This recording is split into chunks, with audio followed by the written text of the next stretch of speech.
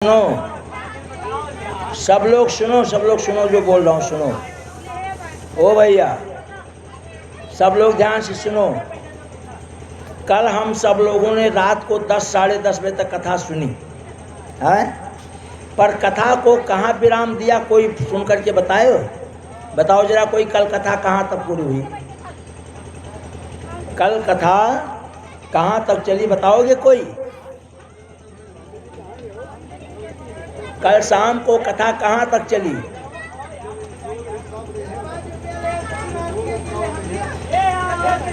नहीं, कोई भी बताओ कि कल कथा कहाँ विश्राम करी?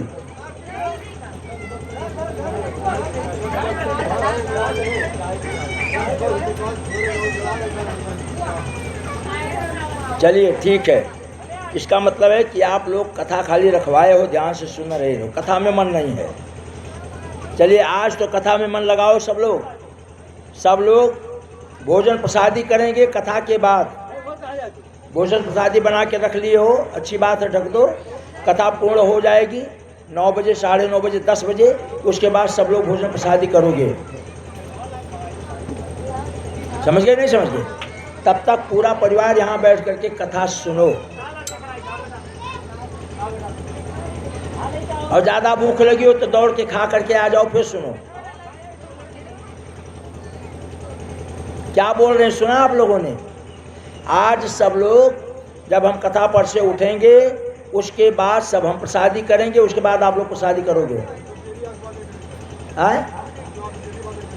हाँ, वो चाहे 12 बज जाए रात को। और जिनको भूख लगी हो तो अभी दौड़ के भोजन करके आ जाएं, पर कथा में से कोई खाने के लिए नहीं जाओगे। ए भैया, भंडारा कहाँ बना? जरा वहाँ ताला लगाया हो, भंडारे में ताला लगाया हो, कोई भी जाने नहीं पाए भंडारे में। गुरुजी, अरे जब उठोगे तब बनेगा, जल्दी क्या है? कोई बात नहीं है, कथा रोज घर में थोड़ी बैठ रही बाबू है। आज भोजन उन्हीं को मिलेगा जो कथा यहाँ बैठकर सुनेंगे। राधे राधे राधे राधे राधे राधे।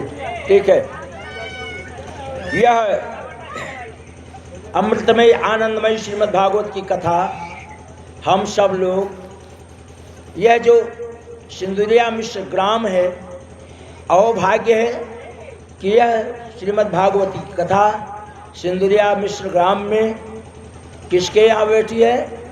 इनका क्या नाम है? क्या नाम है आपका? हाँ हाँ, हमारे यजमान बाबू केदारनाथ जी प्रजापति, उनके यहाँ श्रीमद् भागवत की कथा आज विराम लेगी। और ठाकुर जी की इच्छा कि किसी भी तरह से कथा में कोई विघ्न नहीं आया, संपूर्ण कथा अच्छी तरह से चलती रही। तो आज भी हम यही कहेंगे आप लोगों से कि शांत पूर्वक कथा को श्रवण कीजिए और कथा में कोई विघ्न उपस्थित नहीं हो, है ना? तो इसके लिए भगवान से सभी लोग मिलकर प्रार्थना करेंगे। पर पहले प्रार्थना किसको करेंगे कि वास देवता, स्थान देवता, ग्राम देवता अपने अपने स्थान पर विराजमान हो जाएं। महाराज परीक्षित अपने स्थान पर विराजमान हो जाएं। सुखदेव जी महाराज जो संत सुगुणे हैं, आचार्यों के परम आचार्य हैं, अपने स्थान पर विराजमान हो जाए। श्रीमद् भागवत महापुराण अपने स्थान पर विराजमान हो जाए। और श्री व्यास नंदन सुखदेव जी एवं श्री व्यास जी अपने स्थान पर विराजमान हो जाए। और दसों दिशाओं के स्वामी, दसों दिशाओं के स्वामी अपने स्थान पर विराजमान हो जाए। और ठाकुर जी की कृपा, हनुमान जी अपने स्थान पर विराजमान हो जाए। समस्त देवी देवता, ग्राम देवता, स्थान देवता, वास देवता सब अपने अपने स्थान पर विराजमान हो जाए। और हम सब लोग मिलकर के यह जो श्रीमद् भागवत की अमृतमयी कथा है, इस कथा में किसी तरह का कोई विघ्न उपस्थित नहीं हो, उसके लिए हम सब लोग 3 बार ओम नमो भगवते वासुदेवाय का पाठ करेंगे। लेकिन पहले हम बोलेंगे, उसके बाद आप सब लोग बोलोगे। लेकिन देखो, इतने जोर से बोलिए और मधुर भाषा में बोलिए, मधुर भाषा में बोलिए और थोड़ा जोर से बोलिए कि गांव की ये दूसरी दिशा है, तो इतने जोर से आप लोग बोलिए कि गांव के दूसरी दिशा में आपकी कथा का आवाज जाए। तो सबसे पहले हम बोलेंगे, फिर आप लोग बोलेंगे। ओम नमो भगवते वासुदेवाय, ओम नमो भगवते वासुदेवाय, ओम नमो भगवते वासुदेवाय। जय जय श्री राधे राधे राधे।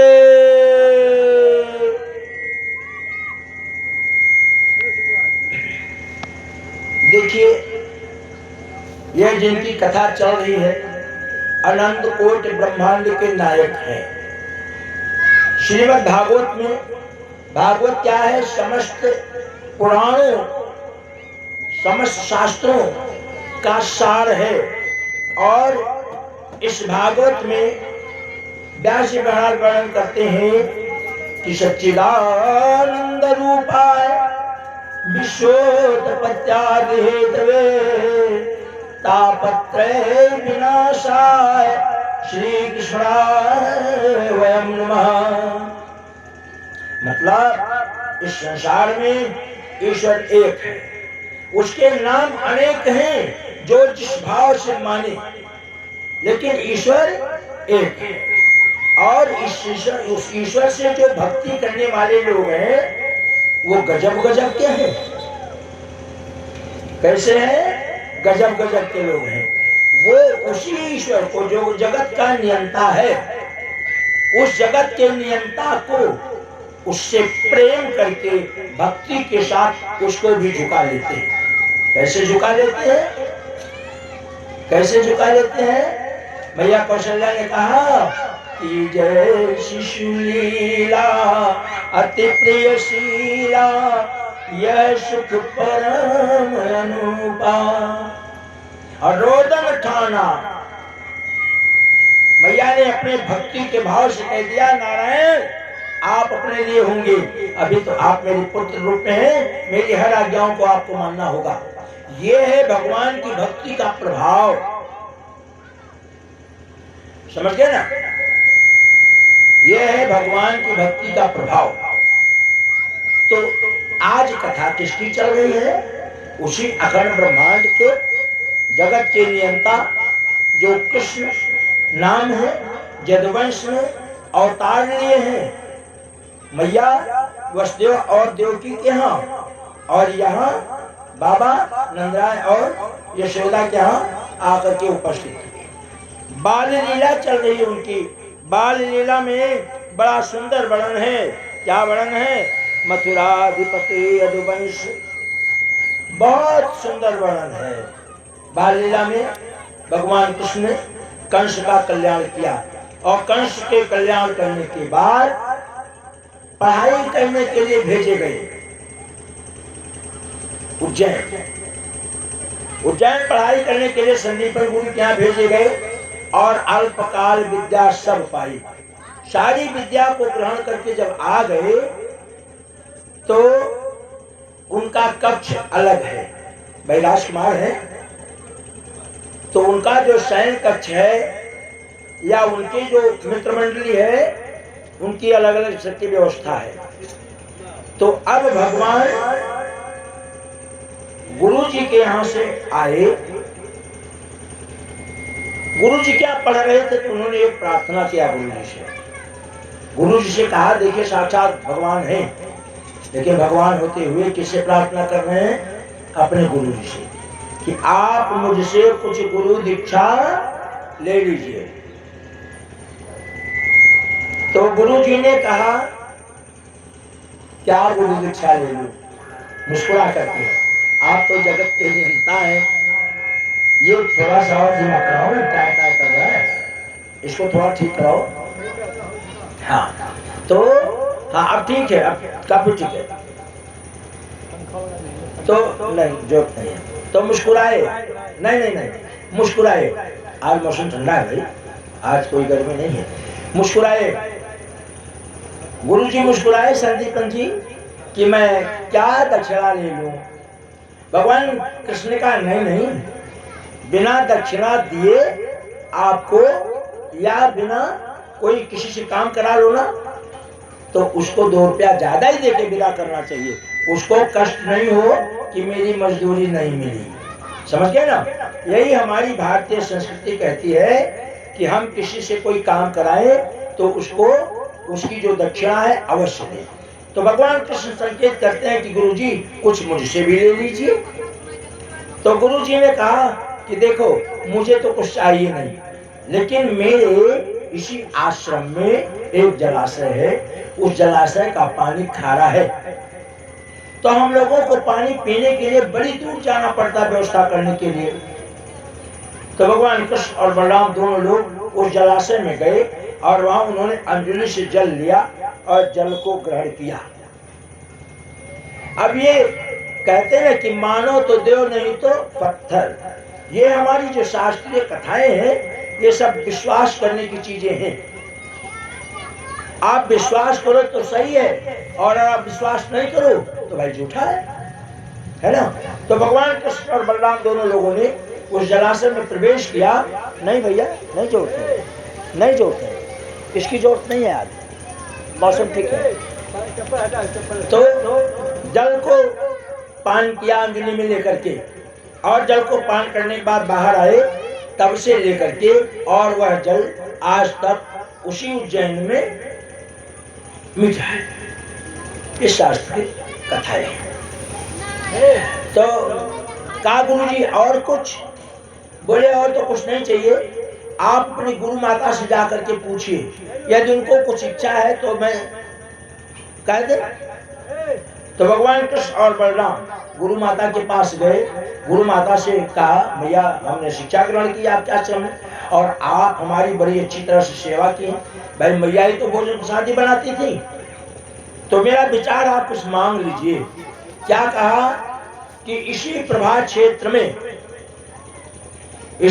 क्षेत्र में मेरा बालक बह गया है, अर्थात घोर बरसात हुआ और बाढ़ आई, बच्चा बाहर खेल रहा था और डूब गया।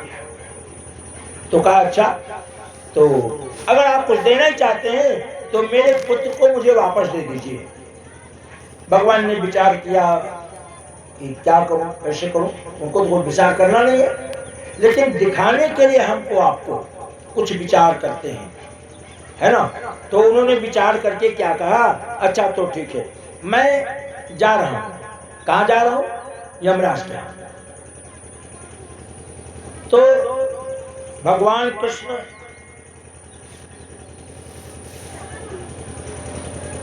जा करके सबसे पहले जब मैया ने कहा आप कुछ देना चाहते हैं तो मुझे मेरे पुत्र को लौटा दीजिए, तो भगवान बाल स्वरूप हैं और जा करके वो अपने गुरु माता की आज्ञा को पूरा करने के लिए प्रभास क्षेत्र में पहुंच गए। उस बाढ़ क्षेत्र में पहुंच गए भगवान। वे क्षण भर समुद्र के तट पर बैठे रहे और उन्हें साक्षात परमेश्वर जानकर समुद्र अनेकों प्रकार की पूजन सामग्री भेंट की और सामग्रियों को लेकर उनके सामने उपस्थित हुआ और फिर उनकी विधिवत पूजा की। भगवान ने कहा समुद्र, यहाँ अपनी बड़ी बड़ी तरंगों से हमारे जिस गुरु पुत्र को लेकर के आए हो उसे शीघ्र दे दो। जिस पुत्र को, मेरे गुरु माता के पुत्र को लेकर आए हो, ए समुद्र उसे शीघ्र दे दो।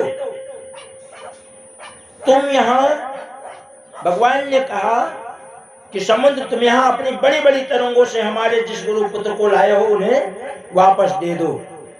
अब मनुष्य वेशधारी समुद्र ने कहा देवादिदेव श्री कृष्ण, मैंने उस बालक को नहीं लिया, वह मेरे जल में पंचजन नाम का एक दैत्य संघ के रूप में रहता है, अवश्य ही उसी ने चुरा लिया होगा। तो समुद्र की बात को सुनकर भगवान श्री कृष्ण तुरंत ही उस जल में प्रवेश कर गए और शंखासुर को मार डाला। अब शंखासुर को मार डाला, परंतु बालक वहां नहीं मिला। तब उसके शरीर का शंख लेकर बलराम जी के साथ रथ पर सवार होकर के यमराज की प्रिय संजीवनीपुरी को जा पहुंचे और वहां अपना शंख बजाया। भगवान कृष्ण ने शंख का शब्द सुनते ही यमराज ने वहां आकर के भगवान का स्वागत किया। भगवान कहाँ पहुंच गए? जब समुद्र में नहीं मिला तो शंखासुर का वध किए और वहां पहुंच गए। कहाँ पहुंच गए? यमराज के यहाँ पहुंच गए। और जब यमराज के यहाँ पहुंच गए तो यमराज ने तत्काल क्या है? तो इसमें से निकालो काले में से भाई। एक ये पन्नी सस्ती मिलती है इसलिए व्यापारी लोग इसका प्रयोग करते हैं। ये सस्ती मिलती है, सफेद वाली महंगी मिलती है। वहाँ सामने रखो भगवान भैया, वहाँ सामने रखो, खूब जगह रखा है, यहाँ रखो, कहीं भी रख दो, बाद में प्रसाद वहाँ नहीं, यहाँ यहाँ यहाँ यहाँ इसके ऊपर। हाँ, जब कभी आओगे नहीं, 7 दिन हो गया, कभी भी आए नहीं, आज भी आप नहाए नहीं होगी, नहाए नहीं होगी, नहाए तो फिर यहाँ क्यों नहीं बैठे हैं? हाथ पैर धुलो, आकर के बैठो। जब 7 दिन हो गया, कभी भी यहाँ ये बच्चे आए नहीं कि क्या कहाँ कैसे रखना। आए होते तो हमको बताना थोड़ी पड़ता। जमीन पर बैठिए, पैजामा पहन लीजिए, पैंट से नहीं बैठ सकते तो पैजामा में नहीं तो लुंगी पहन करके जमीन पर बैठिए। भगवान के बराबर में नहीं बैठा जाता है, ऐसा विधान है। इसलिए हम ऊपर बैठे हैं, आप नीचे बैठे हैं। हम भी कहीं कथा सुनने जाते हैं तो ऊपर बैठे हैं, हम भी नीचे बैठते हैं। ये एक व्यवस्था है कि भगवान के बराबर हम आप जब बैठेंगे तो फिर हमारा और आप उनका दोनों के बीच का अस्तित्व तो क्या रह जाएगा है? इसीलिए गुरु और चेला की व्यवस्था बनाई गई है ना। पर बात यह नहीं है, बात यह है ना कि चेला अब गजब गजब के हो गए हैं। समझना चेला कैसे कैसे हो गए हैं। अब चेला ऐसे हो गए हैं कि गुरुजी खूब चेला बना लिए और इसके बाद चेलाओं से कह दिया, भैया कल एकादशी है, कल हम गुरु मंत्र देंगे, सब लोग अपने घर का टीवी चालू करके बैठ जाना। समझ रहे भैया शिव कुमार? समझ रहे हो ना? तो गुरुजी ने कहा, बड़े गुरुजी बन गए हैं और बड़े चेला हो गए हैं, तो गुरुजी ने कहा कि सब लोग अपने घर में चंदन, अक्षत, चावल है ना और कलावा लेकर के बैठ जाना, थोड़ा सा अक्षत ले लेना, दीपक जला लेना और हम टीवी पर मंत्र बोल करके गुरु दीक्षा देंगे और सब लोग गुरु दीक्षा ले लेना। अब गुरुजी बैठ गए टीवी पर, समझ गए ना, और उनके जो चेला लोग थे सब अपने अपने घर में बैठ गए ऐसी व्यवस्था करके। और गुरुजी उधर से जब बैठे मंत्र बोलने के लिए, ठीक है, तब तक उन्हीं की लाइट खराब हो गई या किसी चेला के घर में लाइट नहीं रही। समझ गए ना? तो ऐसे गुरु हो गए हैं। भारतवर्ष में गुरुत्व की जो व्यवस्था थी, हर गांव के आसपास में ब्राह्मण होते थे, ये भारत की व्यवस्था थी। और वो ब्राह्मण गुरु मंत्र देते थे। 2 तरह के ब्राह्मण होते थे, एक तो घर घर जाकर पंडिताई करते थे और दूसरे घर घर नहीं जाते थे, दूसरे अपने घर पर रहते थे। होली के दिन उनको बुलाया जाता था, वो सारे समाज को पंचांग सुनाते थे और कुछ दान दक्षिणा लेकर के जाते थे। ये व्यवस्था थी। और अब गुरुजी बैठे वृंदावन में हैं और हम यहाँ बैठे हैं, अब वो टीवी पर बोल रहे हैं, हमारे घर की लाइट चली गई, अब गुरुजी बोलते रहे। दूसरा कि गुरुजी चेला को लेकर के जा रहे हैं, है ना, और चेले ने देखा कि ये जो जामुन का वृक्ष है, बड़े सुंदर सुंदर फल लगे हैं, तो गुरुजी तो बैठ गए छाया में थोड़ा आराम करने के लिए, आराम करने के लिए बैठ गए। और चेले ने क्या किया, जो गुरुजी के पास शालिग्राम जी थे, इनको उठा करके पेड़ पे एक बार मारा, 2 बार मारा, 2-4 जामुन आई और एक बार थोड़ा तेजी से मार दिया, दूर जाकर भगवान गिरे। खोजते खोजते थक गया। अब चेला लौट करके आया और गुरुजी जब अब दिन तो निकल गया, रात्रि निकल गई और गुरुजी बैठे स्नान कराने, तो उसमें चेले ने बड़ी होशियारी लगाई, सुंदर सा जामुन का फल रख दिया। अब गुरुजी जब जल डाले और हाथ में लेकर के जैसे मले तो छिलका निकल गया। गुरुजी बोले, भैया चेला राम ये क्या हुआ? गुरुजी तो सब समझ ही रहे हैं। उसने कहा कि नित नित चंदन नित नित पानी और ठाकुर बाबा सड़िए हम का जानी। समझ गए? तो अब दोनों भाव इस समाज में इसमें चल रहा है। चेला देखिए, एक बार एक महात्मा जी अपने आश्रम में बैठे थे और एक बहेलिया रोज कबूतरों को मारता था। उसमें एक कबूतर आया, गुरुजी से कहा बड़ी परेशानी गुरुजी। क्या परेशानी है? ऐसी परेशानी है। अच्छा तो ठीक, तुझे मंत्र समझा देते हैं, परेशानी से बच जाएगा। तो क्या मंत्र समझाओगे? बहेलिया आएगा, चारा डालेगा, जाल बिछाएगा, पर हम नहीं फंसेंगे। जब हम जाएंगे नहीं तो कहां से फंसेंगे? समझ रहे ना? तो एक पिताजी ने अपने बच्चे से कहा कि देखो, जब कोई कौवा तुम्हारे खेत में मक्के की बाल के ऊपर बैठेगा तो तुम झट से उसको, और वहां कुत्ते, वहां कौवा अपने बच्चे को समझा रहा है। यहाँ तो मालिक जी समझा दिए अपने पुत्र को, और वहां कौवा समझा रहा है कि भैया ध्यान रखना, जब कोई तुम्हारे निकट आएगा, जमीन से कोई टुकड़ा उठाएगा तुमको मारने के लिए, तो भाग जाना, उड़ जाना। तो कौवे ने क्या कहा? अरे पापा जी आप कैसी कैसी बात करते हैं, वो अपने घर से ही लेकर के आए, झुके नहीं तब।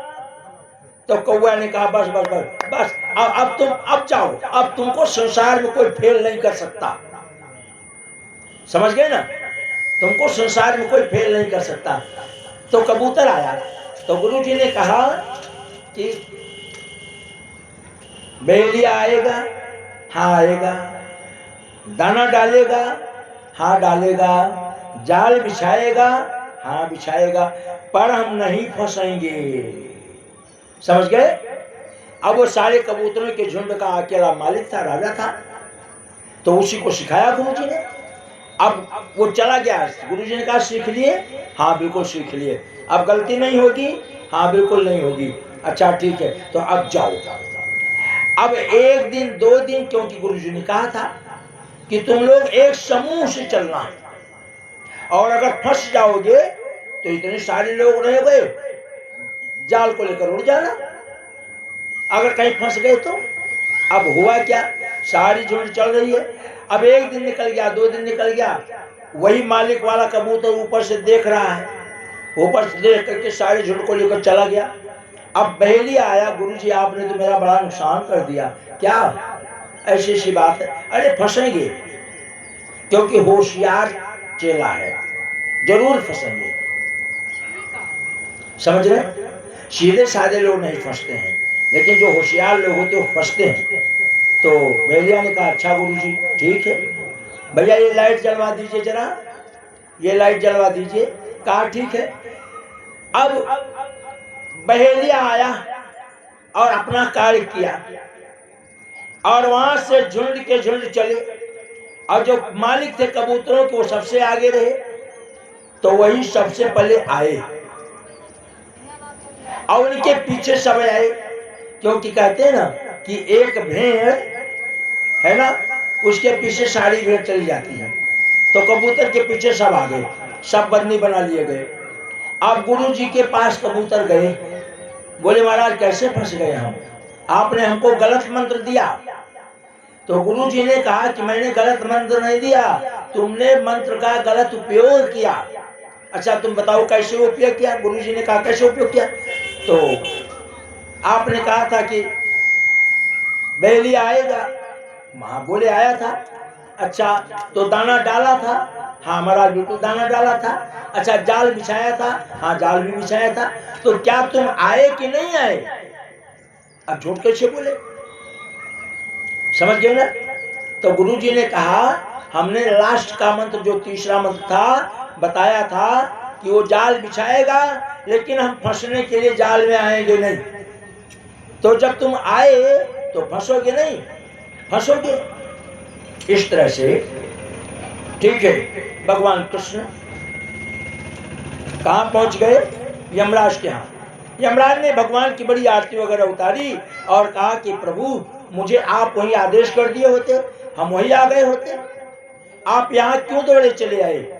भगवान ने कहा, भगवान ने क्या कहा? भगवान ने कहा कि मेरे गुरु संदीपन, उनका पुत्र प्रभा क्षेत्र में बह गया है जो तुम्हारे यहाँ है, तुम उसे मुझे वापस कर दो।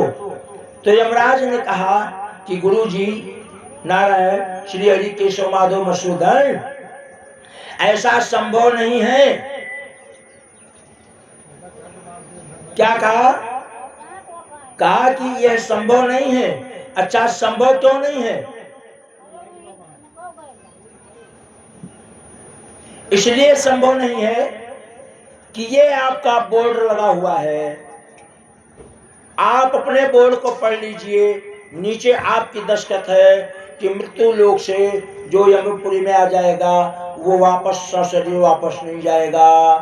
भगवान कृष्ण कहते हैं 2 भुजा से 4 भुजाधारी करूं, बनूं क्या? 4 भुजा तैयार करूं क्या?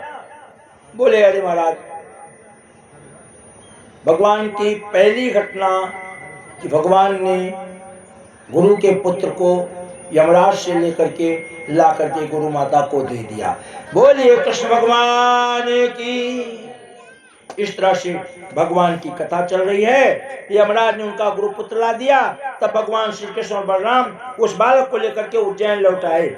उज्जैन का पहले नाम था अवंतिकापुरी, समझ गए ना? अवंतिकापुरी, और अब उज्जैन का नाम उज्जैन है। इसके बाद भगवान श्री हरि वहां से निकले और सुदामा जी उनके मित्र हैं। सुदामा जी के साथ रथ में बैठ करके कहां तक आए? सुदामा जी के गांव के किनारे तक, जहां से सुदामा जी को सड़क छोड़ करके अपने गांव में जाना था वहां तक, और वहीं कांटा लगा था। भगवान ने अपने मुख से कांटे को दांत से पकड़ करके निकाला था। हुआ ये, अब भगवान रथ पर बैठ गए, कन्हैया को विदा कर दिया और कन्हैया से कहा, कन्हैया ने कहा सुदामा से कि सुदामा देखो, अगर तुम्हें जीवन में कोई समस्या आएगी, कोई बात समझ में आएगी नहीं, तो मुझे बुलाना, मुझे याद करना। अब सुदामा जी चले गए अपने घर और भगवान कृष्ण कहाँ चले आए? मथुरा राजमहल में बलराम जी के साथ मथुरा राजमहल में आए। तो कभी कहता है कि ये कन्हैया कौन है? कन्हैया कौन है कि ब्रज में मैया जसोदा कनुआ कह करके बुलाती हैं, और आज इतना बड़ा नाम, अब वो राजकुमार हो गए। उनको करने दो, आप तो कथा सुनो।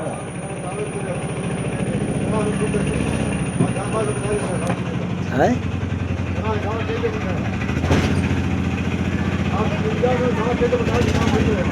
अच्छा,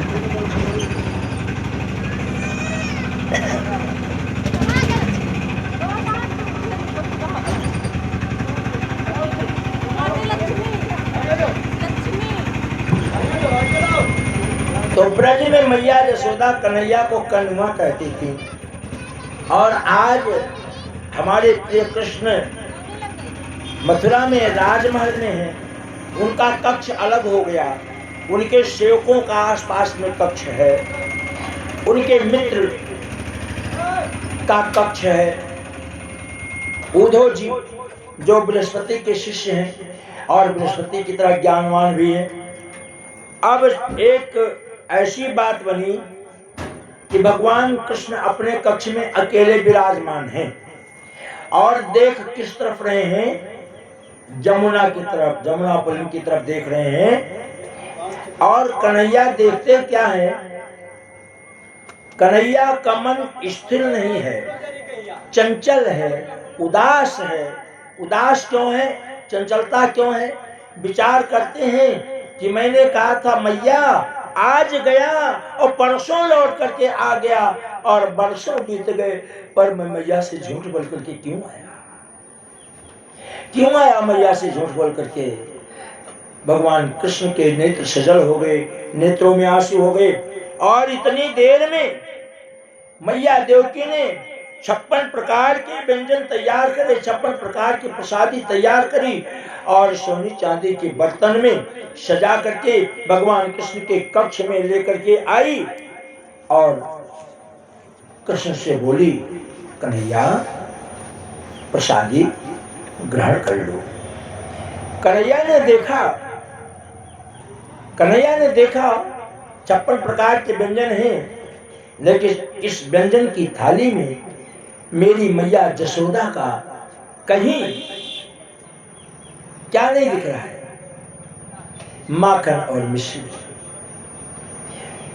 कृष्ण ने अपना मुख फेर लिया, और जब कृष्ण ने अपना मुख फेर लिया तो देवकी मैया रोते हुए और बाबा वासुदेव के पास पहुंची और कहा कि अपने हाथों से प्रसादी तैयार करके जिमाने के लिए विचार करी थी और अपने हाथों से मैंने प्रसादी तैयार करी। कहने लगी, मेरा दुर्भाग्य देखो, जन्म लेते ही पुत्र को गोकुल भेज दिया और गोकुल से आया तो आपने जनेऊ संस्कार करा करके शिक्षा ग्रहण करने के लिए भेज दिया, और अब जब शिक्षा ग्रहण करके आया तो 11 वर्ष 56 दिन के बाद तो मेरा कन्हैया गोकुल से मेरी मथुरा में आया था, और आपने उसको एक भी दिन अपने लाला को अपने गोदी में मैं बैठा कर प्रसादी नहीं करा सकी। मैं कैसी मां हूं। इतना कह करके वसुदेव जी 56 प्रकार के व्यंजन लेकर के स्वयं कृष्ण के पास पहुंचे, पर कृष्ण तो कृष्ण चांदी की चौकी पर रखा और प्रसादी पाने के लिए कहा, कन्हैया इस प्रसादी को ग्रहण करो। कन्हैया ने देखा इस प्रसादी में माखन मिश्री नहीं है, और उस वक्त भगवान अपने कक्ष की खिड़की से देख रहे थे। किस तरफ देख रहे थे? वृंदावन की तरफ देख रहे थे, और भगवान ने वृंदावन के देखा तो वृंदावन की याद आ रही थी उनको। माता देवकी को कक्ष में आया हुआ देख करके कृष्ण उठ खड़े हुए। भगवान कृष्ण उठ खड़े हुए और कहा कि आओ मां। बड़े सम्मान के साथ कहा देवकी को कि आओ मां।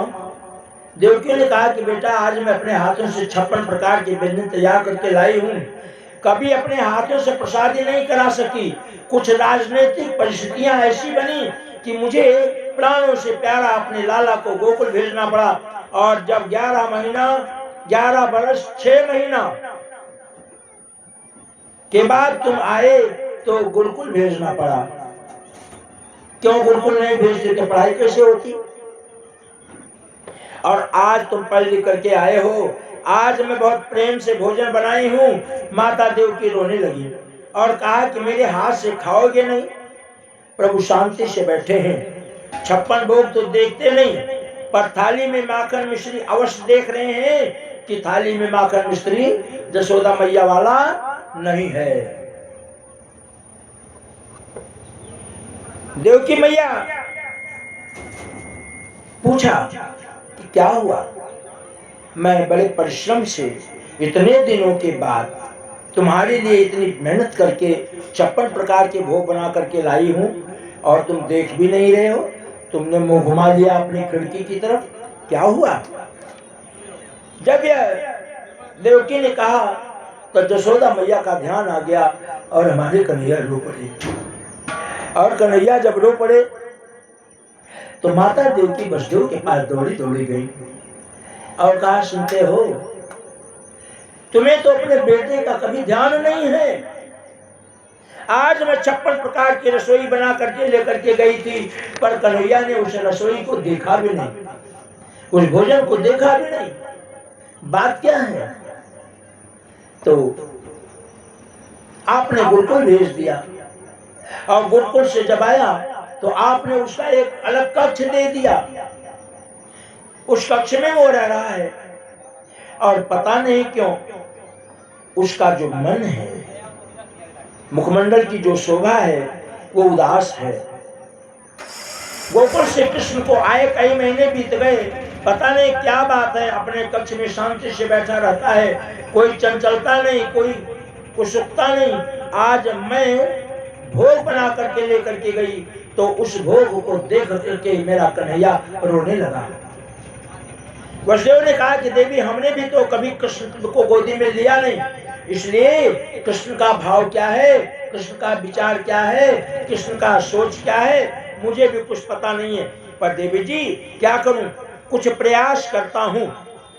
कहने लगे कि कभी कभी बच्चे अपने मन की बात अपने बड़ों से कहने में शर्माते हैं, तो शायद मैं जाऊं और जो कृष्ण की व्यथा है, कृष्ण की व्यथा क्या है कि कृष्ण बोल करके आए थे, मैया गोपिकाओं, मेरे मित्र ग्वालपाल, मैं आज गया। और मैया तू ही तो कहती है कि कृष्ण तेरा मामा है, तो बोला मामा से क्या डर है। तो मैं बोल करके आया था कि आज गया और परसों आया। पर कृष्ण के नेत्र ओझल हैं, मन में विचार करते हैं कि मैंने ऐसा क्यों किया अपने मित्रों के साथ। तो देवकी कृष्ण के सखा और मथुरा के, यानी कृष्ण के सखा हैं और मथुरा के महामंत्री हैं। कौन है? उद्धव जी। तो देवकी और वासुदेव, उद्धव जी जो महामंत्री हैं उनके कक्ष में गए और उद्धव जी से कहा कि देखो आप कन्हैया के मित्र हैं। कन्हैया के लिए प्रसादी लेकर के देवकी गई थी और उन्होंने प्रसादी को देखा भी नहीं और उनके नेत्र ओझल हैं। तो मेरा विचार था कि आप उनके मित्र हो, जा करके पूछो कि परेशानी क्या है कृष्ण की, उस परेशानी का समाधान किया जाए। तो उद्धव जी ने कहा कि ठीक है, मैं जाता हूं, कुछ करता हूं।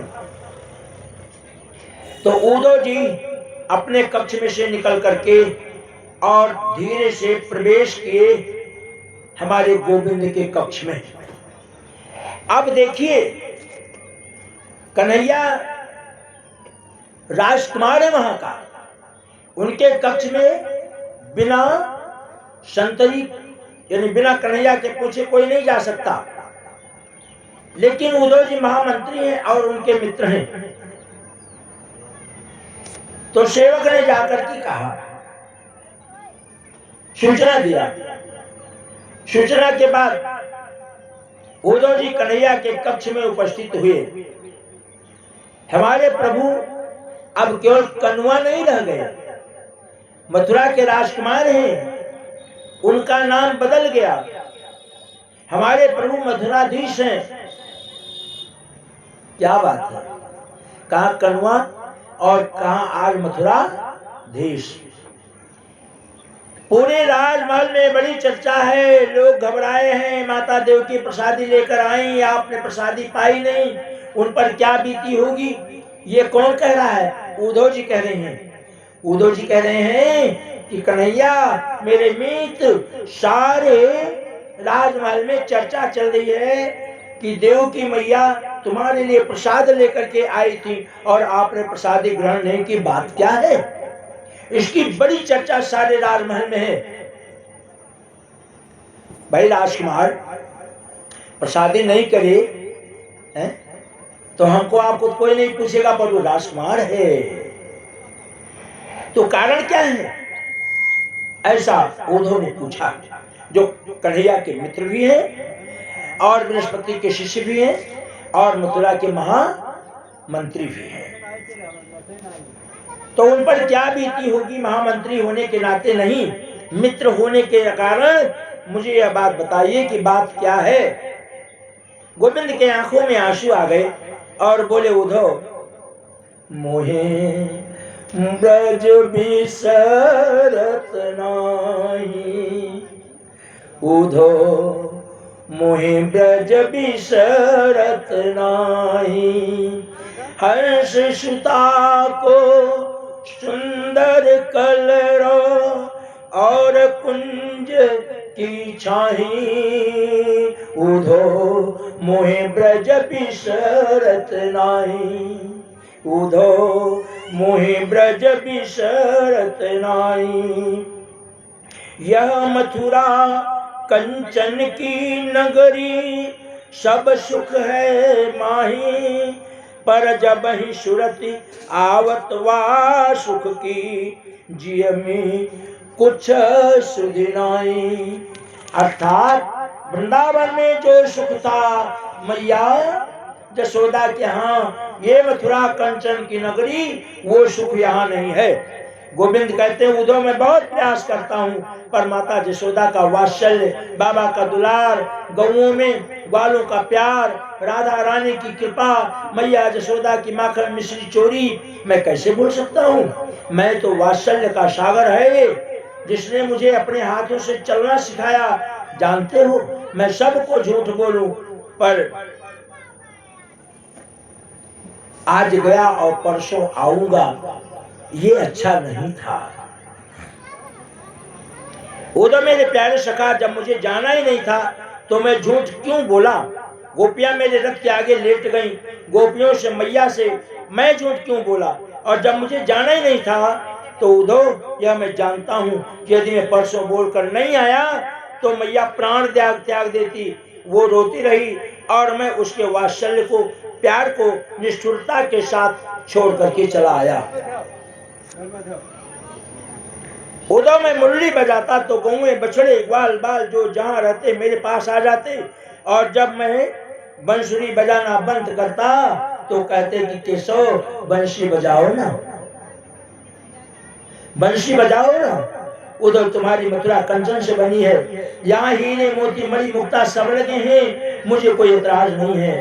पर उधो जब ही सुरती आवती वा सुख की, जब ही सुरती आवती वा सुख की, उधो ब्रजवासियों के प्रेम को जब याद करता हूँ तब सोचता हूँ कि मैं इतना निष्ठुर कैसे हो गया। प्रभु ने अपने को संभाल करके कहा कि उधो मुझे लगता है कि ब्रजवासी भी मुझे याद करते हैं, इसलिए मुझे उनकी याद आती है।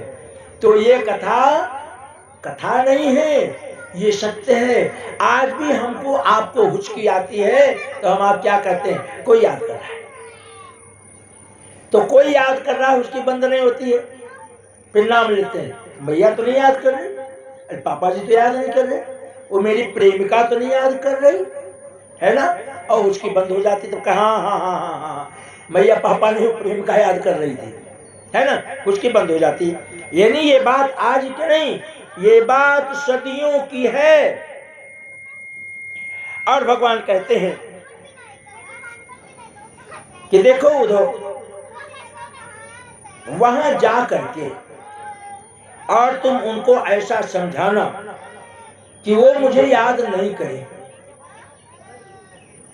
वहां जाकर के ऐसा समझाना कि ग्वालपाल, जसोदा मैया, नंदराय और राधिका और उनकी सहेलियां मुझे याद नहीं करें।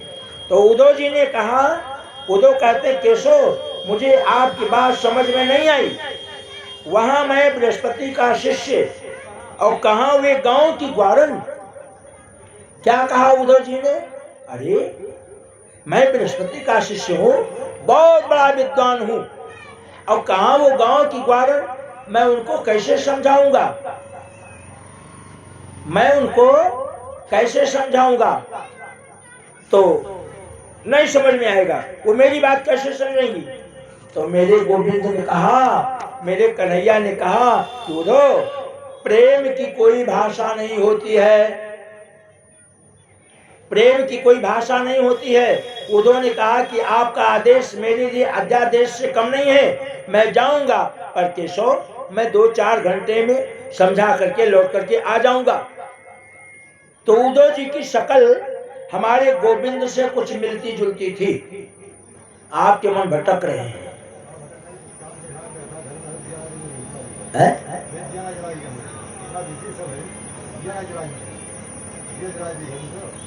तो 5-7 औरतें तो घर में अभी बैठी हैं, कोई नहीं, भगवान दीपक जला आएंगे, आप तो कथा सुनिए।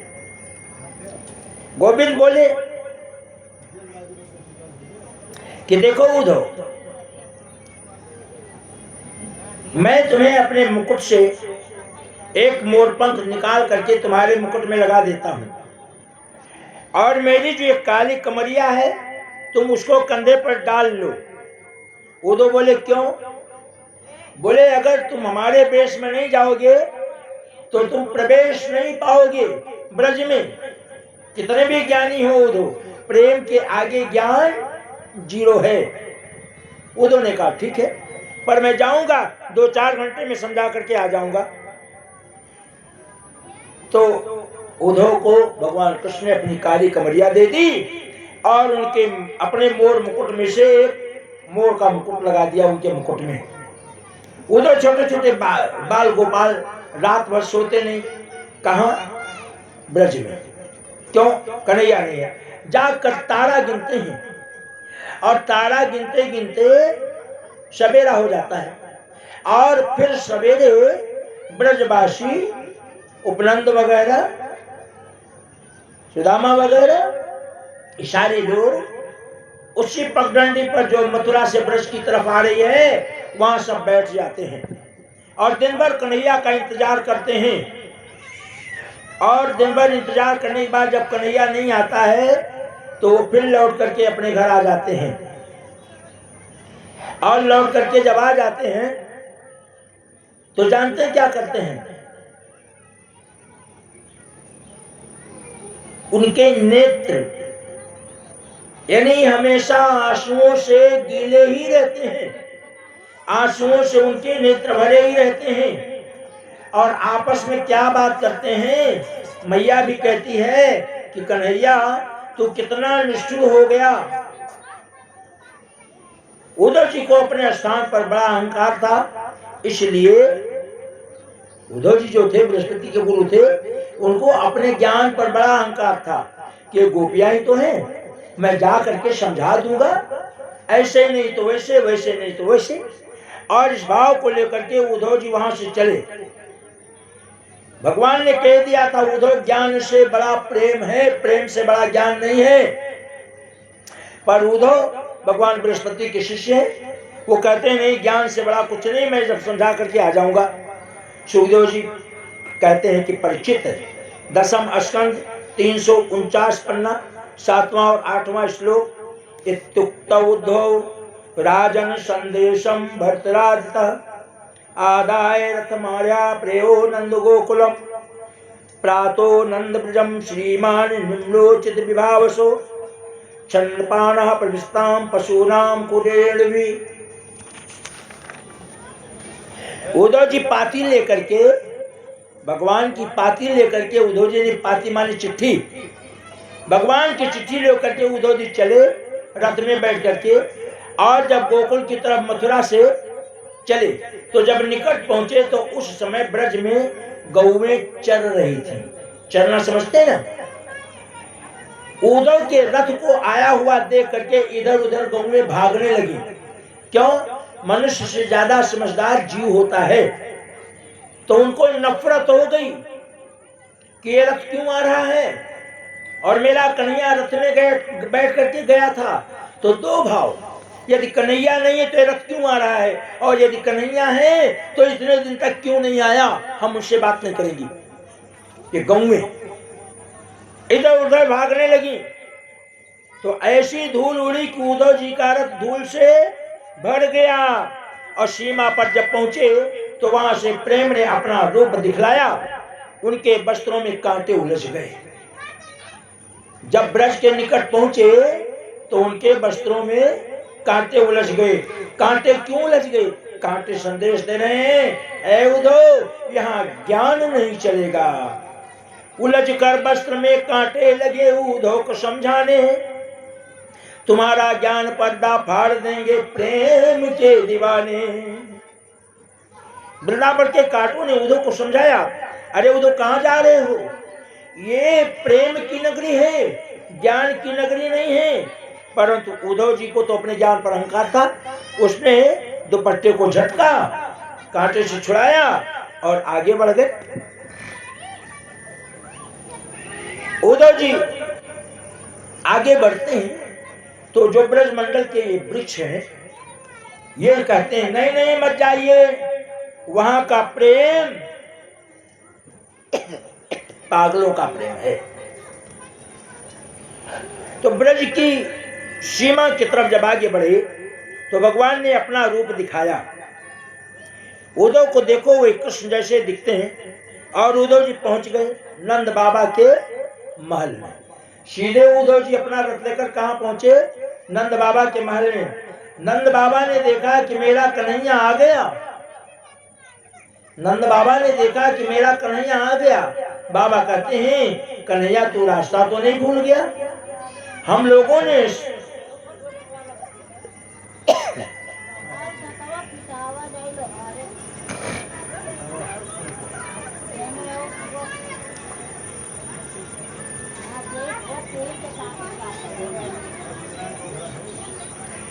बाबा कहते हैं कन्हैया हम लोगों ने सुधायो कि कितने बीत गए हो दिन, हम तो रात दिन रास्ता देखत रहे हो। तेरी मैया तो माखन मिश्री रख करके रोज बाट जो होती है, तेरी याद में मैया सूख कर काटा हो गई। इतने में बाबा की बात सुन करके मैया जसोदा महल से निकल करके बाहर आई और उस कक्ष में चली गई जिसमें कन्हैया झूला झूलता था। और बाहर आकर के कहती है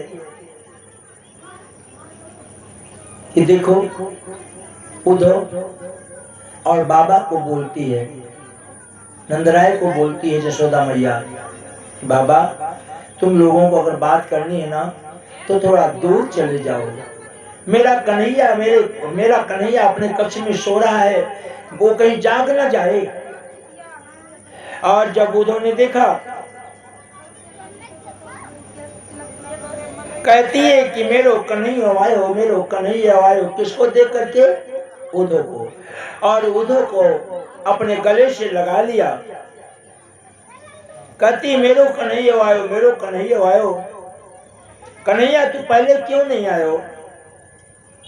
कोई बात तेरी समझ में नहीं आई? कन्हैया तो कोई कष्ट तो नहीं तुझे? मैया बोली कन्हैया जब तू चलो गयो ना तो मैं नंद बाबा से बोली कि देखो नंद, जब मेरो कन्हैया चलो गयो, वापस लौट के ना आयो तो अब जीवन जीने से का फायदा भयो? तो तेरे बाबा ने कही कि नहीं, शरीर तो अपना है, कन्हैया कभी आएगा, आज नहीं तो कल आएगा। अगर हम दोनों को कुछ हो गया तो मेरे लालो पर क्या गुजरेगी? लाला तू तो अच्छा है, ये बता तू तो अच्छा है ना? जैसे जैसे आधी रात बीती, उद्धव जी का समय बड़ी मुश्किल से बीता। उद्धव जी कहते हैं कि ऐसा अद्भुत प्रेम कहीं नहीं देखा और ना कभी जीवन में देखूंगा। जैसे तैसे उद्धव को मौका मिला तो बोली मैया मैं तेरा कन्हैया नहीं हूं। हे जसोदा मैया मैं तेरा कन्हैया नहीं हूं। और जसोदा मैया की बात को सुनते ही जसोदा मैया रोते हुए उस कन्हैया के कच्चे में पहुंच गई और पागल सी उल्टी दशा। कहती है अरे उद्धव, ए बाबा नंदराय तू झूठ बोलते हो, मेरा कन्हैया अपने कच्चे में झूले में बैठा है। देखो मैं उसे झूला झुला रही हूँ। और ऐसा कहते हुए अपने कन्हैया को झूला झुलाती है और झूला झुलाते हुए कहती है प्यारे श्याम सुंदर को लोरी सुनाती है और कहती है मेरे प्यारे कन्हैया तू सो जा, तू सो जा। मैया के नेत्र ओझल है, लोरी सुनाती, कुंवर कन्हैया सो जा, बंसी बजैया सो जा, निदिया तेरी बाट निहारे, अब तो कन्हैया सो जा। मैया के नेत्र ओझल हैं, मैया के नेत्र इतने ओझल हैं। बाबा नंदराय जी दौड़े दौड़े आए, पर मैया को सुध नहीं। मैया तो रोई जा रही है। आंचल में तुझे उड़ाऊं, तुझे नैन की लोरी सुनाऊं, सांवरिया अब सो जा, गोविंदा अब सो जा। रंग बिरंगे पुष्प बिखेरूं, प्रेम पराग बिछाऊं, कन्हैया सो जा, कन्हैया सो जा। सिर सजाऊं, लाड़ लड़ाऊं, तेल फुलेल लगाऊं, कन्हैया सो जा, मनमोहन अब सो जा। श्याम सलोने सो जा, निदिया तेरी बाट निहारे, आजानंद दुलारे, अब तो सो जा, कृष्ण कन्हैया सो जा, बंशी बजैया सो जा।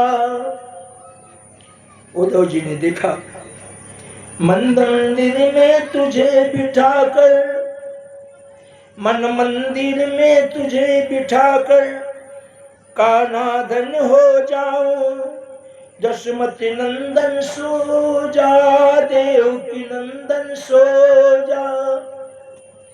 मैया के इस दृश्य को उद्धव जी ने देखा।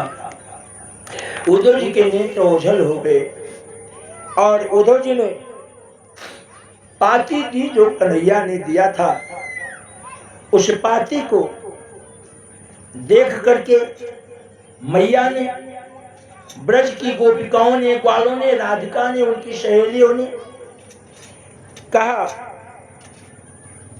देखो ये जो पाती लाए हो, मेरा श्याम छोड़कर चला गया, इस पाती से मेरा क्या रहा। इतनी देर में एक काला उल्टा भौरा और सखियों के साथ गोपिकाओं के पास, राधा रानी के पास उपस्थित हुआ, बन बनाते हुए।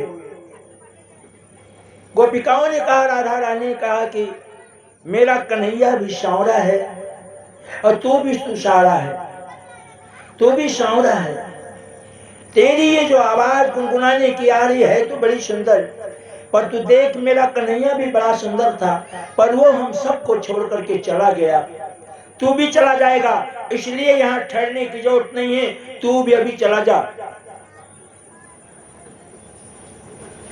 और उद्धव जी, हम पढ़ी लिखी नहीं हैं, हम ग्वालियर सीधी शादी हैं, पाती लाए हो ना, आप तो बृहस्पति के शिष्य हो, आप हमको पढ़ करके श्रवण करा दो, पढ़ करके सुना दो। तो उद्धव जी ने पाती खोली तो पाती में क्या लिखा था कि निराकार ब्रह्म की उपासना करो,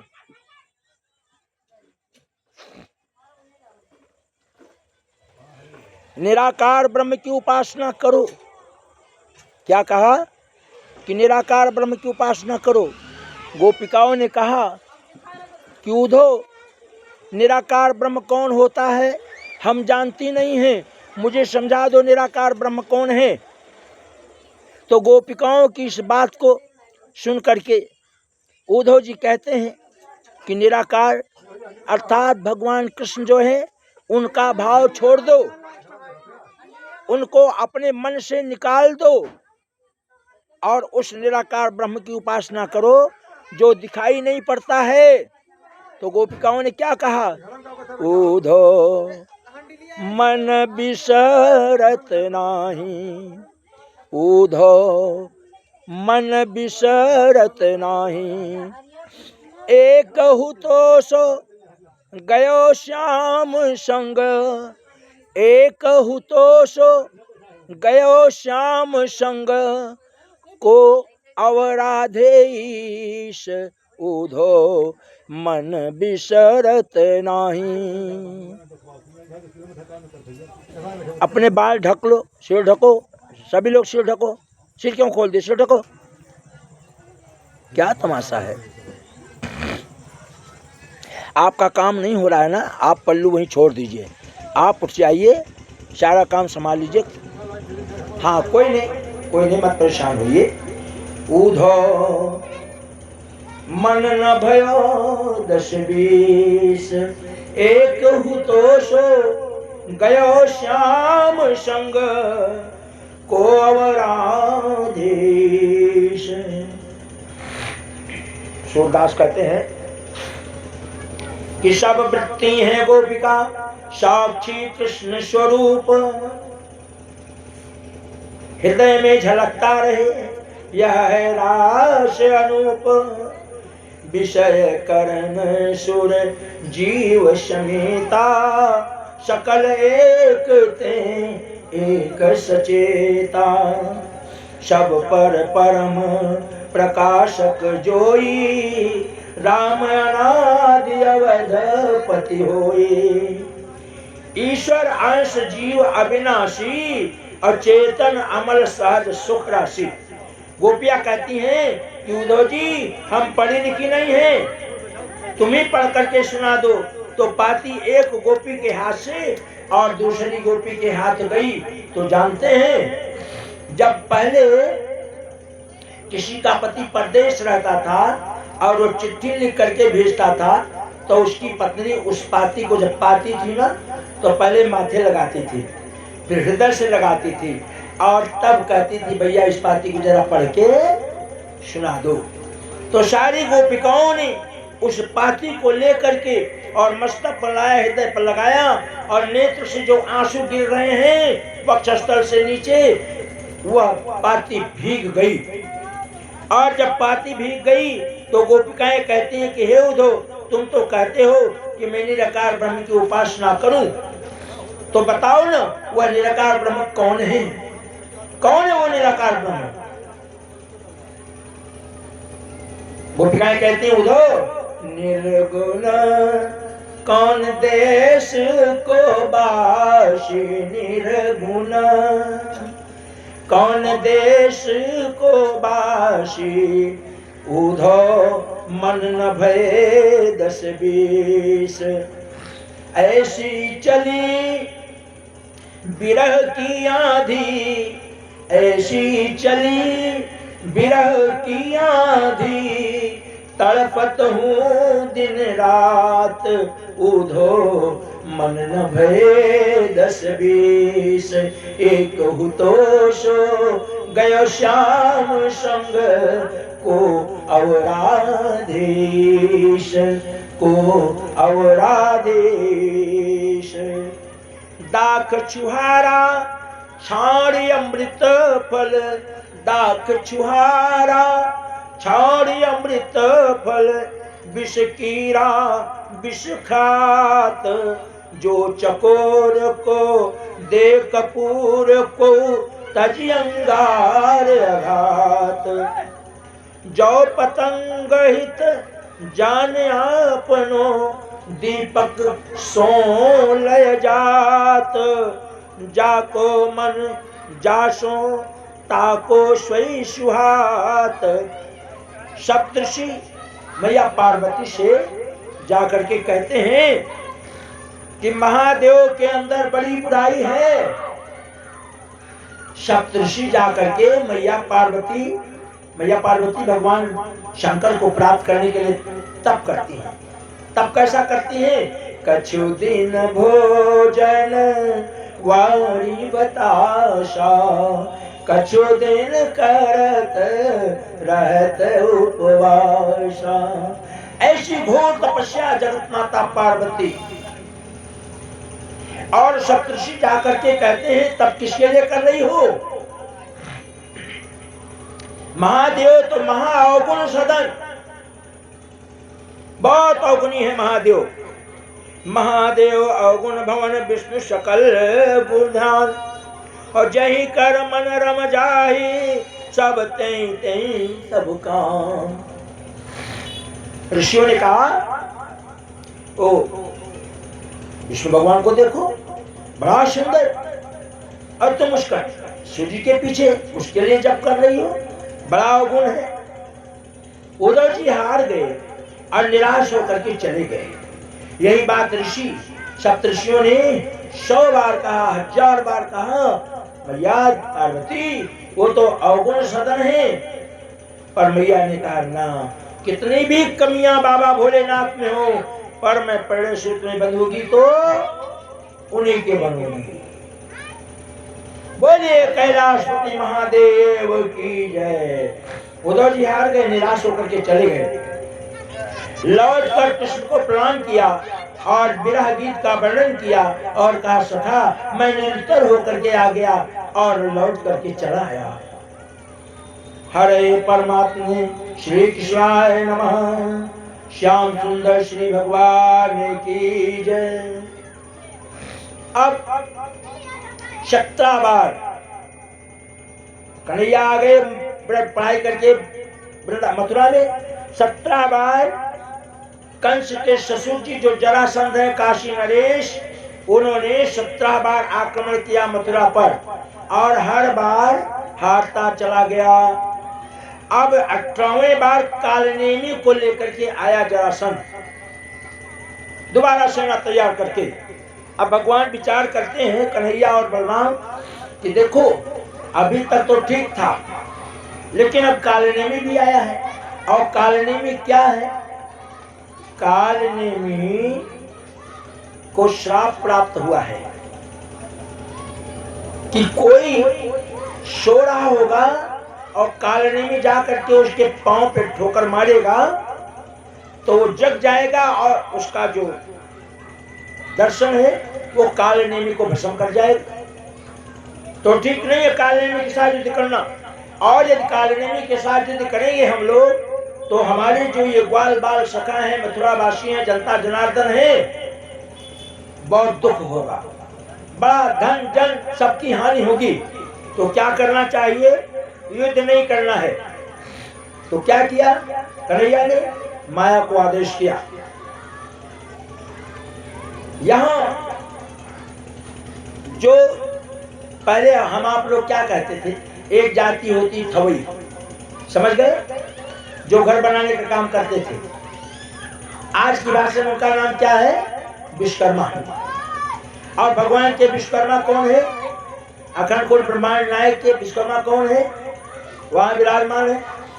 तो आह्वान किया विश्वकर्मा का कि हमको रहने के लिए एक महल तैयार हो द्वारिकापुरी में। द्वारिकापुरी यानी द्वारिका शब्द का अर्थ क्या होता है? द्वार कहाँ? कहाँ का द्वार? पुरी का। समझ रहे? द्वार कहाँ? कहाँ का द्वार? पुरी का। पुरी का मतलब स्वर्ग लोक का द्वार कहाँ है? तो द्वारिकापुरी में जाकर के कहा कि द्वारिकापुरी में जाओ और सुंदर सा अभेद महल तैयार करो। तो अभेद महल वहां तैयार हुआ और बलराम और कृष्ण युद्ध को छोड़ करके भागे। तो एक नाम इनका क्या पड़ा? रणछोड़। क्या नाम पड़ा? क्या नाम पड़ा? अरे भगवान रण को छोड़कर भागे तो उनका क्या नाम पड़ा? आपने वो पीछे से पूछ रहा हूं, क्या नाम पड़ा? रणछोड़। जोर से बोलो, क्या नाम पड़ा? रणछोड़। और वहां से गंधमादन पर्वत के रास्ते से निकले तो कालनेमी ने और जरासंध ने गंधमादन नामक पर्वत के तलहटी पर आग लगा दी।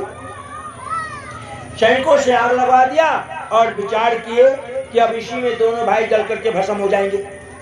और भगवान वहां से चले। भगवान वहां से चले तो क्या हुआ कि कालनेमी ने विचार किया कि नहीं, ऐसे नहीं मानेंगे, देखना चाहिए कहीं ऐसा लोग बच गए हूं। तो भागा कन्हैया के पीछे। और कन्हैया के पीछे जब भागा ना तो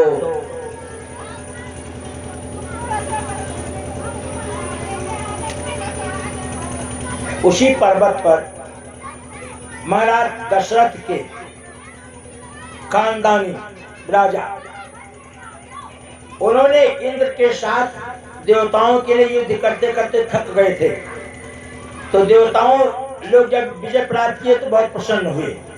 तो देवताओं ने कहा राजन मांग लीजिए कुछ। तो कहा कि देखो ऐसा करो, मुझे और कुछ नहीं चाहिए, मुझे तुम लोगों को जिताने के लिए रात दिन एक किया, सोए नहीं, तो मुझे निद्रा मेरी पूरी हो यही आशीर्वाद दे दो। और अगर मुझे कोई जगा दे मेरे सोने के बीच में तो वो भस्म हो जाएगा। अब भगवान का सरल तरीका, क्योंकि कालनी में और किसी तरह से मरने वाला नहीं था। तो भगवान दौड़े दौड़े आए जिस गुफा में राजा सोए हुए थे, उसी गुफा में एक तरफ छिप गए और अपना पीताम्बर राजा के ऊपर डाल दिया। कालने में दौड़ा दौड़ा आया, उसने क्या देखा, ये पीताम्बर पर धारण किए हुए ये वही कन्हैया छलिया है, बना बना करके पड़ा हुआ है।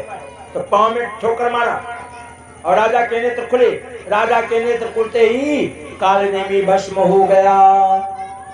बोले कृष्ण भगवान की जय। तो इस तरह से ठाकुर जी, उनका एक नाम पड़ा रणछोड़ जी। कथा आगे की चलती है। विदर्भ देश जो यानी महाराष्ट्र, विदर्भ देश का मतलब जो आज महाराष्ट्र है, मतलब मुंबई आदि शहर। तो विदर्भ देश राजा थे वहां के भीष्मक, जो वहां के राजा थे उनका नाम था भीष्मक। उनके एक बेटी थी, उसका नाम था रुक्मिणी। उनके कोई बेटी नहीं थी, तो उन्होंने गंगा मैया से प्रार्थना किया। तो ठाकुर जी की कुछ ऐसी कृपा हुई कि कन्या की प्राप्ति, और उस कन्या को उन्होंने पालन पोषण करके नाम उसका रखा रुक्मिणी। और शिशुपाल और कृष्ण की बुआ का बेटा था। इधर तो भीष्म की बेटी रुक्मिणी और उधर शिशुपाल भगवान कृष्ण की बुआ का बेटा था। और रुक्मिणी के 5 भाई, रुक्मी इत्यादि, जिनकी मित्रता शिशुपाल से थी। तो मित्रों ने क्या किया, भाइयों ने विचार किया कि मेरी बहन अब बड़ी हो गई है, तो इसका विवाह कहीं कर देना चाहिए। तो किसके साथ विवाह कर दें? शिशुपाल के साथ कर दें। और शिशुपाल था मतलब उल्टा सीधा अधर्म विचार था, धर्म को न मानने वाला, ऐसे विचार का शिशुपाल। तो कंस की मृत्यु के बाद कंस की दोनों पत्नियां अष्टि और प्राप्ति, अष्टि का मतलब है और प्राप्ति का मतलब और चाहिए, वही कंस की पत्नी, अर्थात जिसके पास अभी है और अधिक चाहिए, वही अष्टि है, वही प्राप्ति, मतलब लालची। जो महिला लालची हो कि घर में है और सोच रही और आ जाए, और होता क्या है कि खबर नहीं पल की, अमूर्ख जन बात करें कल की। तो कल का जब पता नहीं तो फिर इकट्ठा करने की क्या जरूरत है। पर ये कंस की पत्नियां अष्टि और प्राप्ति अपने पिताजी के यहाँ पहुंची और वहां जाकर के सूचना दिया कि मेरे पति देवता को मार दिया कन्हैया ने। तो एक बार तो झंझला गया, भयभीत तो हो गया, लेकिन अब परिवार के सामने कैसे माथा झुकाए। ऐ कंस, मेरी दामाद को मार दिया, कंस को मार दिया, ऐ कन्हैया देखता हूं तेरी हिम्मत, कैसे मार दिया एक वाला। जितना अपने भाव से अपने परिवार वालों को सामने कहना था उतना उल्टा सीधा किया, और आकर के चल करके 17 बार आक्रमण किया। और उस आक्रमण के बाद जो है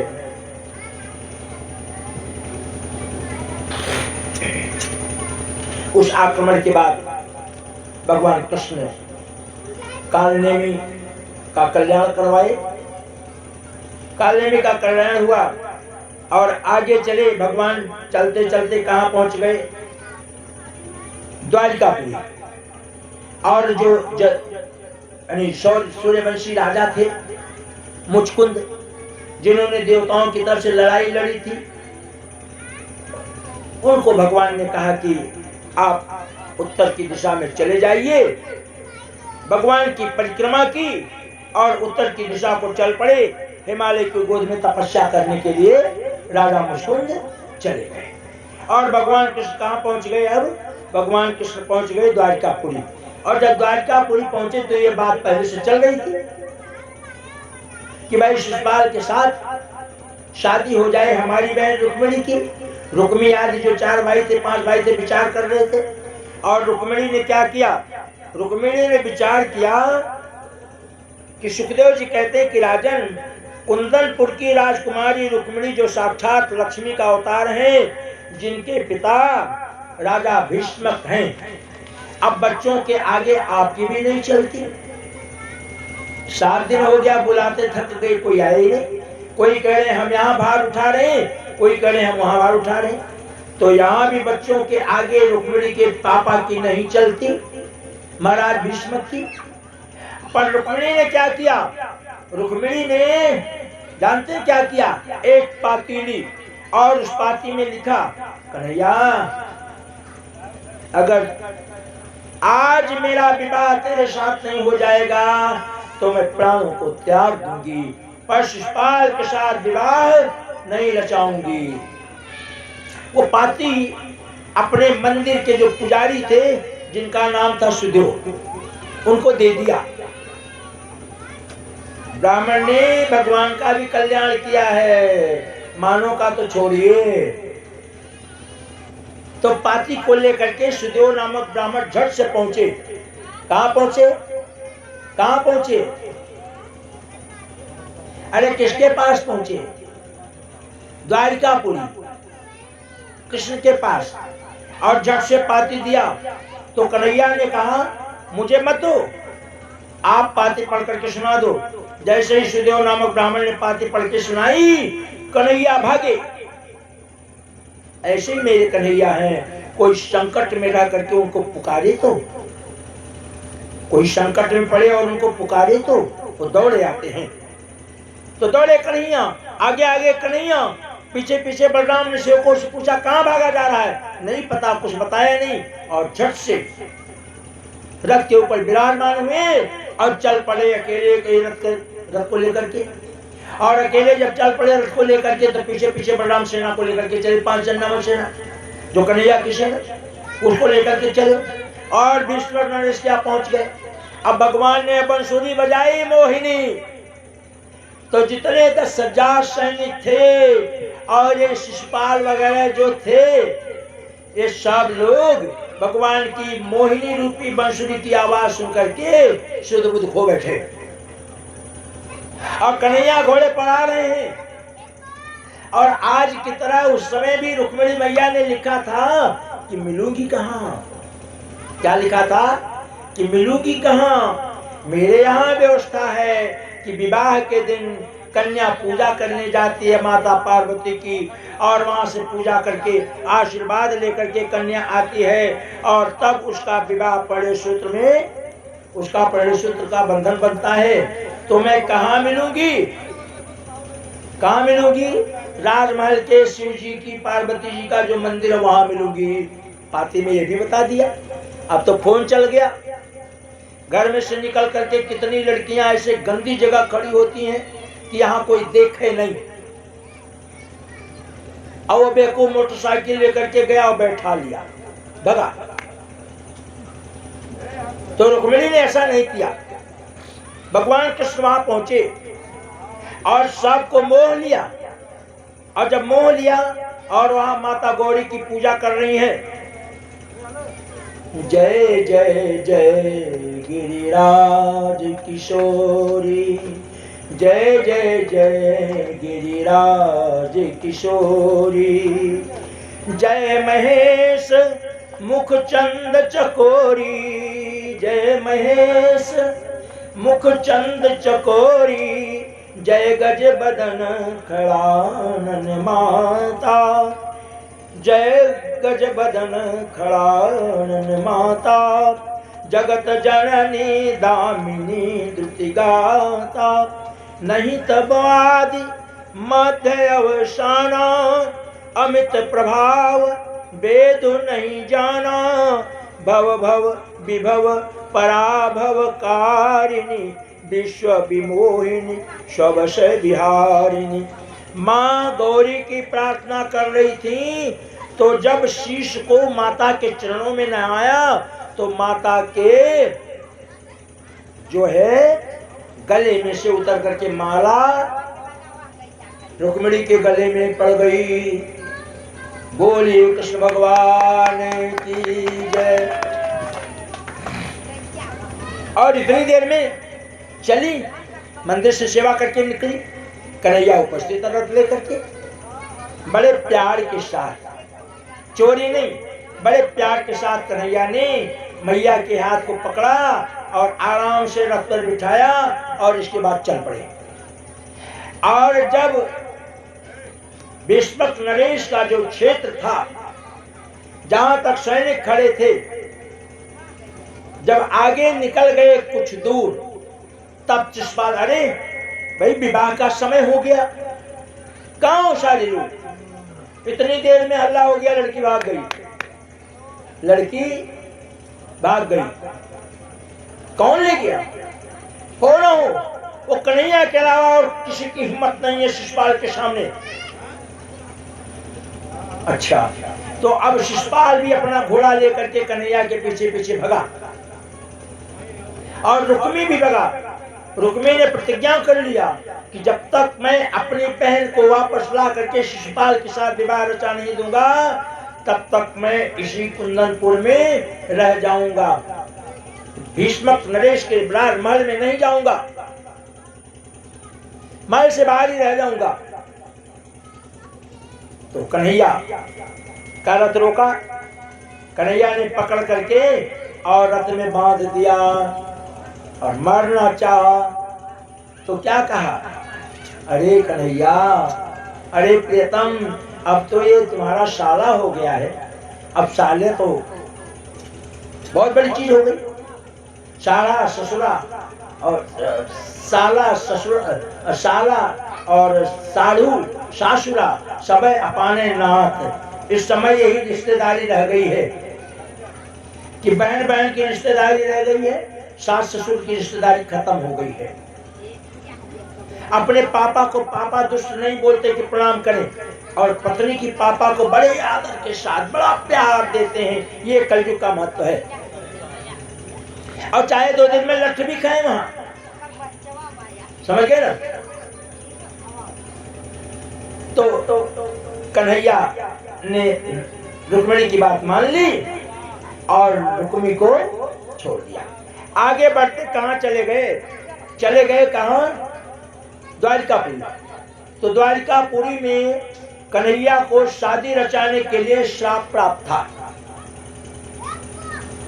इसलिए द्वारिकापुरी से बाहर उन्होंने अपनी शादी रचाई और वहां पहले सूत्र में बधे रुक्मिणी के साथ। तो अब गाने बजाने वाले रहे रहे तो अच्छा है, लेकिन है नहीं तो थोड़ा सा कह देते हैं। आज मेरे श्याम की शादी है, आज मेरे श्याम की शादी है, ऐसा लगता है सारे संसार की शादी है, आज मेरे श्याम की शादी है। घर में अभी भाई की शादी पड़ेगी तो खूब खड़ी होकर के नाचोगी, पर भगवान के सामने कोई नहीं खड़ी होगी कि खड़े हो जाओ। थोड़ा सा सब लोग मिलकर के एक साथ थोड़ा सा डांस कर लो। जो भगवान के आगे नाचता है उसको दुनिया वालों के आगे नहीं नाचना पड़ता, पर हम भगवान के आगे नाचने के लिए शर्माते हैं, तब हमको दुनिया वालों के आगे नाचना पड़ता है।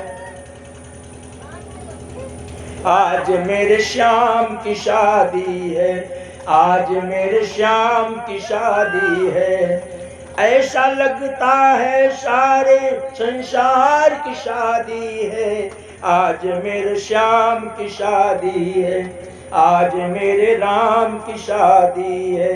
बनी है खूब जोड़ी कृष्ण रुक्मिणी की जोड़ी, ऐसा लगता है सारे ब्रह्मांड की शादी है, आज मेरे श्याम की शादी है, आज मेरे श्याम की शादी है। एक और थोड़ा सा कर देते हैं, एक नहीं गाना चाहिए। रंगीलो मेरो कान्हा प्यार रचावे, रंगीलो मेरो कान्हा ब्याह रचावे, रसीलो मेरो कान्हा ब्याह रचावे। ओ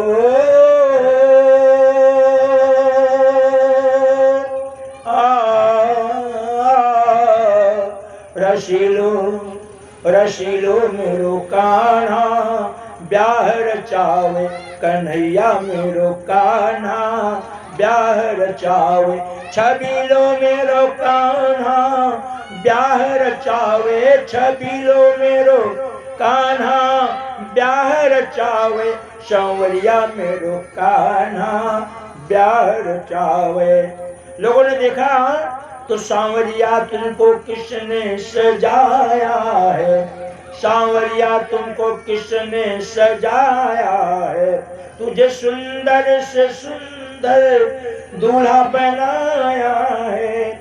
श्याम चंदा तो रुक्मिणी चकोरी, श्याम चंदा तो रुक्मिणी चकोरी, बड़ी सुंदर है श्याम राधा की जोड़ी, बड़ी सुंदर है श्याम राधा की जोड़ी। रंगीलो मेरो कान्हा ब्याह रचायो, रंगीलो मेरो कान्हा ब्याह रचायो। बोलिए श्री कृष्ण भगवान की जय, श्री राधे कृष्ण गोपाल की जय। श्रीमन्नारायण नारायण नारायण, भज मन नारायण नारायण नारायण, श्रीमन्नारायण नारायण नारायण। मुकुंद माधव, सब लोग गाएंगे भाई। मुकुंद माधव हरि हरि बोल, मुकुंद माधव हरि हरि बोल, केशव माधव हरि हरि बोल, केशव माधव हरि हरि बोल।